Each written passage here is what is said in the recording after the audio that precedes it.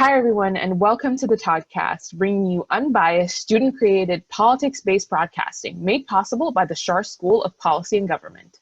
On this week's episode, we're going to be talking about the post-election, where we stand now, and what the future possibly looks like. To start off, we're going to do some background and talk about where we stand right now. Several thousand protesters and counter-protesters have gathered in Washington, D.C. to support Donald Trump and his refusal to accept election results under #MarchForTrump. In his first public appearance since losing election Friday, Trump spoke at the Rose Garden on Operation Warp Speed and almost acknowledged a future Biden administration. Major networks like the New York Times, CNN, and Reuters call Biden to win Georgia. The American press is to wait to call Georgia until after the recount. Edison Research projects that Biden will capture Georgia's 16 electoral votes, flipping a state Republicans have won in presidential elections since 1996.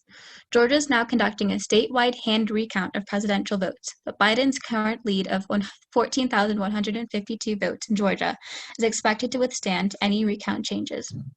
Trump is projected to add North Carolina's 15 electoral votes to his total. Overall, Biden is projected to win 306 electoral votes, and Trump is projected to win 232.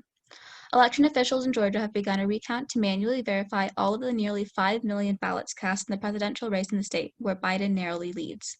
Trump is mostly ignoring public presidential duties as he focuses on baseless claims that voter fraud cost him his re-election.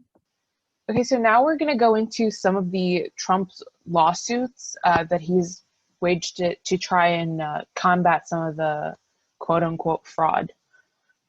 The president suffered a string of defeats in pursuing legal action seeking to delay certification to loss to President-elect Joe Biden.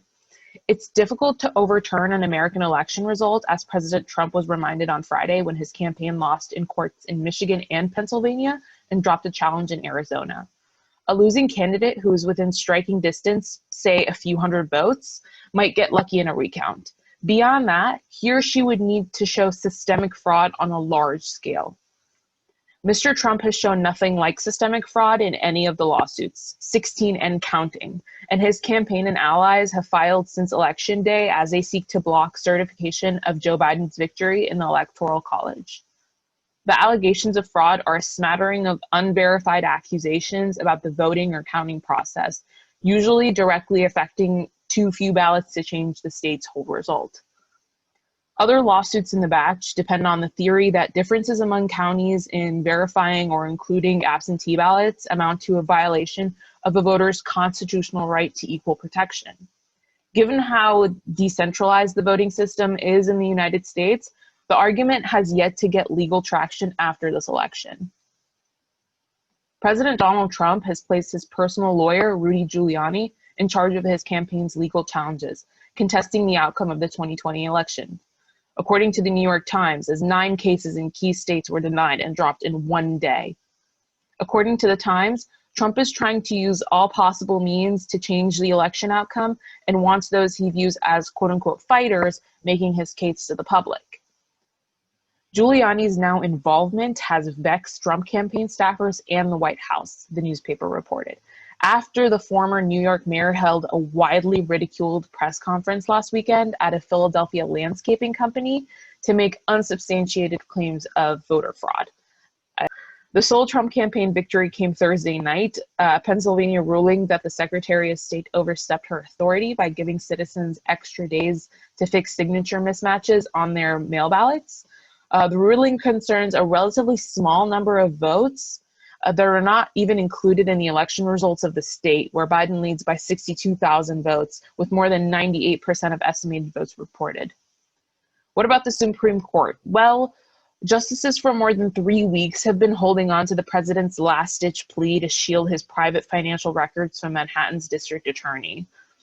Justice Samuel Alito Jr. last Friday directed Pennsylvania election officials to segregate mail-in votes received in the 3-day window after Election Day, and said he was referring the matter to the full court for further action.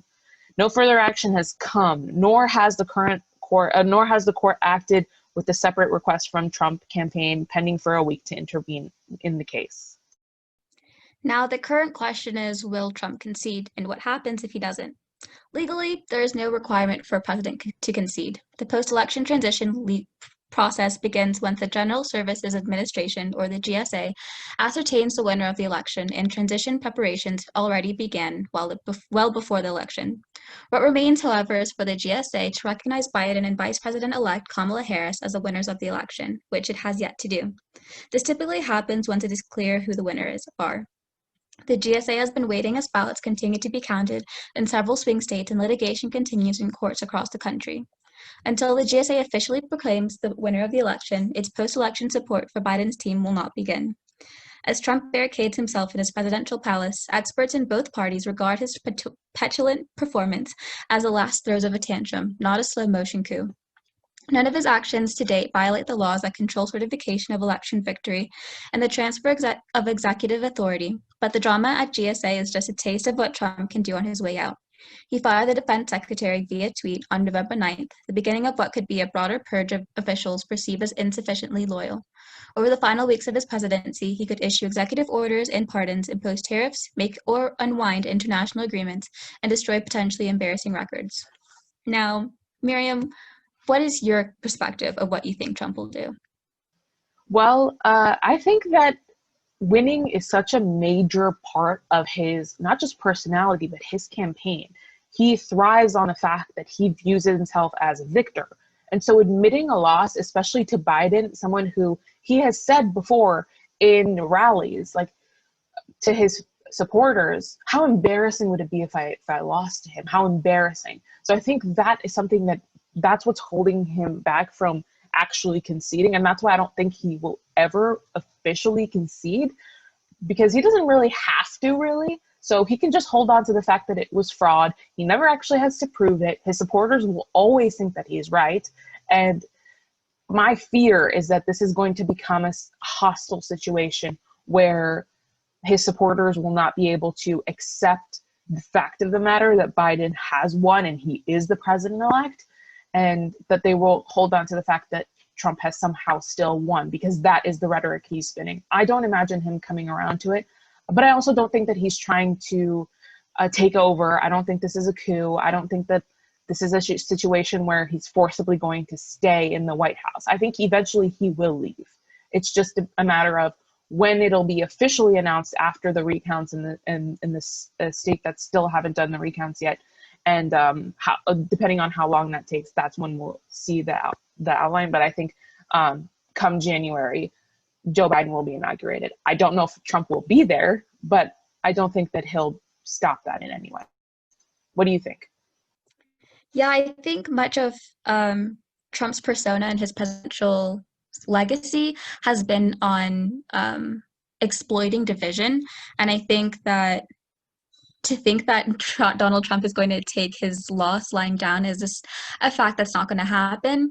I agree with you in that I don't think he's trying to overthrow the state or anything, and I don't really think this is a coup either. I just think that much of his, like, just who he is as a person and his pride will not allow him to say that Biden is the president. And I think just as well as the face of his supporters, like, that just won't work. And I think he's going to try and stoke the flame as much as he can on a grassroots level. But I don't think it's going to necessarily turn into something that is going to just shake the foundations of democracy or anything. I think it's more so of just him, for lack of a better word, being a sore loser. And how it's going to play out, I think, it's really going to continue to just leave a bad taste in the international realm's view of the United States, because I remember, recently Michelle Obama has spoken out about how she's been really disappointed in how the Trump administration has handled this transition and how they're really doing nothing to help President-elect Biden and his team start moving in, and how when Donald Trump was elected, her and Obama were not the happiest that he was the next president, but they still welcomed him in, answered any questions that they had, and handled the transition with as much grace as they could during the time. And as was the legacy of every other president, no matter whether they liked the new person coming in or not. And so to see this, like, abrupt change in how this is handled, I think is just really just it's really just not the best thing for the United States, I think, in terms of how we're perceived and just like what the legacy is going forward. Yeah, absolutely. And we've definitely seen that. I remember watching his inauguration. I remember how uh, former President Obama and Michelle Obama acted during that day, and how graceful they were and how gracious they are with in dealing with someone that they did not agree with, and someone who is continuously actually insulted them and made remarks on them. But that's a whole other issue. But do you think that he would run again in 2024? I personally, I've been having this conversation with other people as well, of like, the chances of Biden running again are, a lot smaller now, because he's going to be a lot older. And I personally don't think he'd run again after his presidency. But do you think maybe Trump would run again based on the fact that he thinks, well, I technically still won? And do you think he would use that to carry it over? Like, because now we've seen that he's still holding on to this rhetoric too, of like the fact that he still won, because they're actively trying to get donations so that they can pay for these the lawsuits and whatnot. So do you think that part of it is him like holding on to it so that he could run again under the same pretense and still have his supporters there? That's actually a really interesting question because I've really been thinking about like what's next for Donald Trump, because obviously like the presidency is not what he's going to be doing for the next 4 years. So like what could he be doing? I think that there's a possibility where he runs again in the next election, but I think because I think Donald Trump's not going to be the type of ex-president who just like goes out into the country, gets a nice home, and just like starts a foundation quietly and raises money for whatever projects fulfill him the most. He's not going to just go quietly into the night. And so I think just based on his personality and just what we've seen of him, I think there's actually quite a lot in him going towards the media again.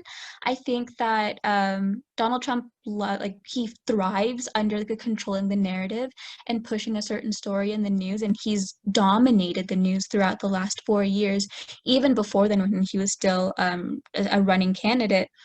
And his ability to just shift the news basically on a whim is it's really monumental, I think, and one of his greatest strengths. Well, whether he's been doing it for good or bad is up to question.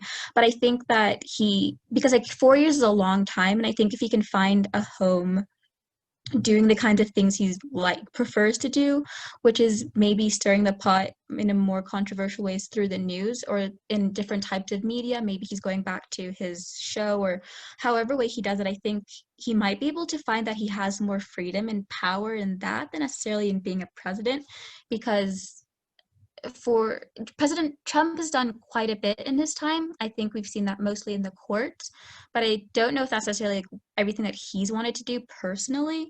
And so I think he might find more freedom post presidency. And I think if he's able to find a home in that, he might not even want to come back after 4 years. But I also don't think him running again in the next presidency would be a shock either. What do you think? Yeah, I definitely think it could go either way. It'll be interesting to watch this transition and see if he does actually concede. Again, I don't think it's going to happen, but we'll see.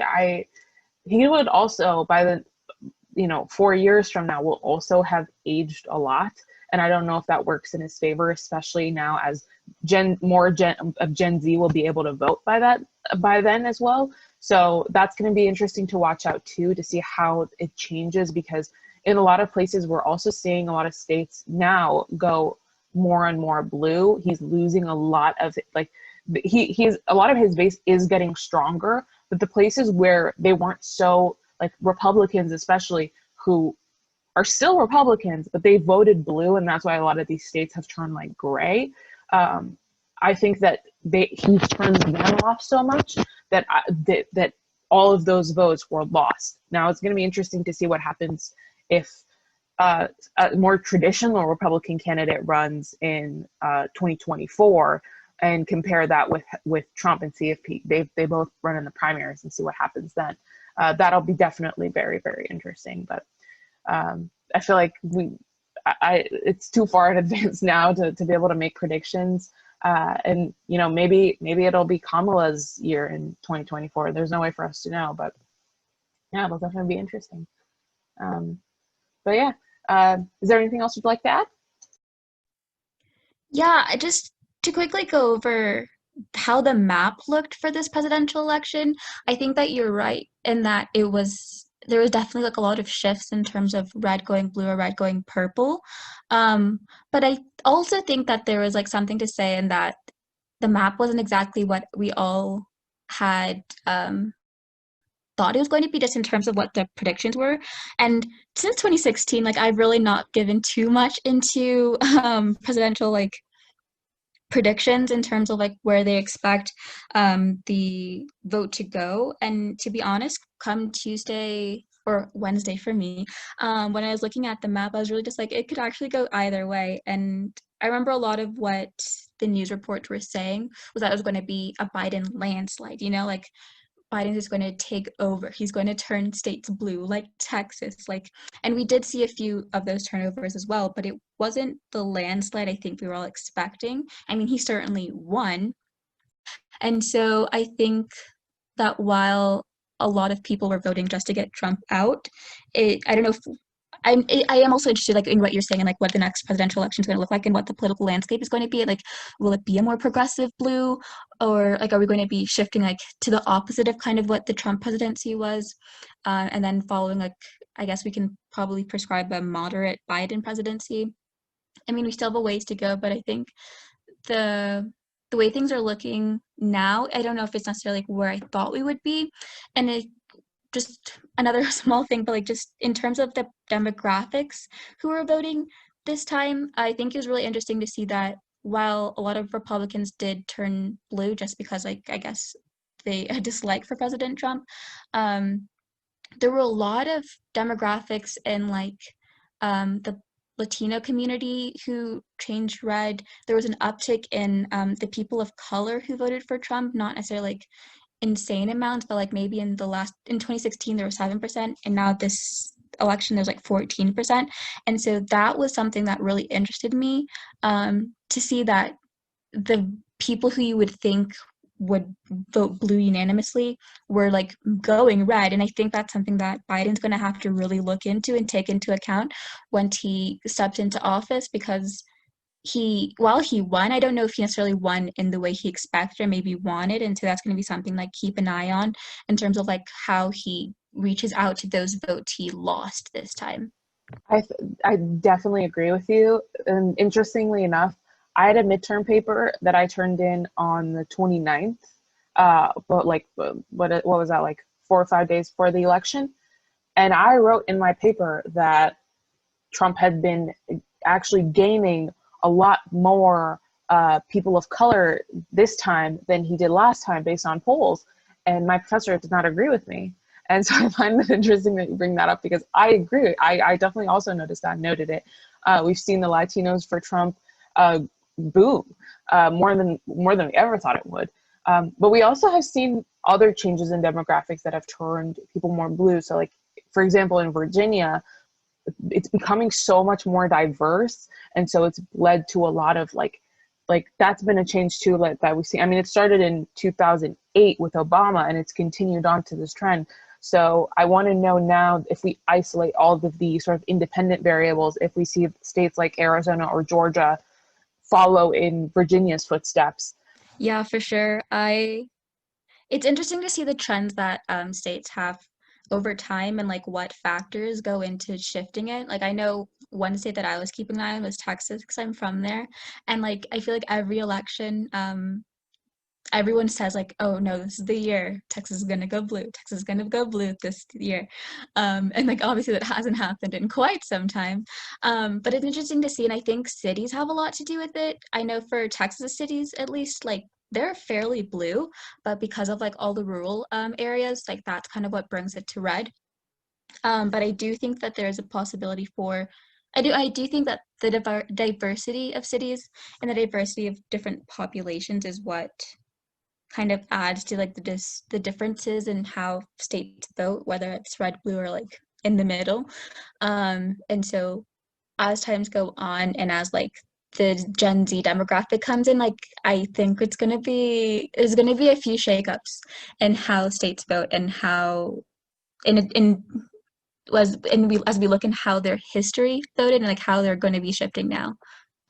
Yeah, thank you guys so much for listening to this episode. I hope you enjoyed it. As always, all of our resources will be in the description if you want to check out where we get our information. If you have any questions or comments, please feel free to leave them in the comment section down below or on our social media, which will also be in the description. And we took a little bit of a break, but we're hopefully back now. And hopefully we'll see you guys next week. If you want, we'll leave a link to last week's episode or last while's episode in the card at the very end. I'm Mariam, and I was here with Imani, and hopefully I'll see you guys next week. Bye.